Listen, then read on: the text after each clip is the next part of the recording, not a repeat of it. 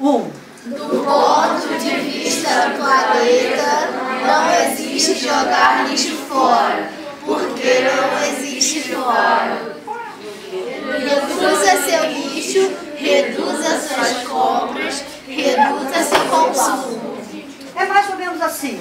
Tomei uma garrafinha de refrigerante, agora eu vou jogar lá fora do planeta. Caiu lá. Mais ou menos isso, né? Poxa, gente, não tem fora. O que a gente consumir vai ficar aqui. Então, como é que a gente vai fazer se cada vez tem... Quem é que tem celular aqui? Quem é que já teve mais do que 3 celulares? Gente, não acredito. Aí, o que vocês fazem com o celular? Vai pra essa montanha daqui. Alguns guardam. Beleza.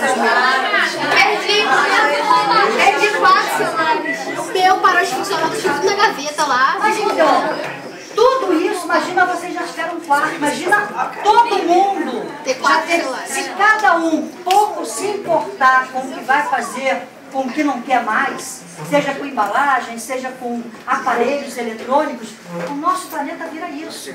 Porque não tem como jogar fora do planeta. Então a gente tem que repensar o que a gente está fazendo. Repensar o que a gente está consumindo e como a gente está trabalhando com o descarte do nosso consumo.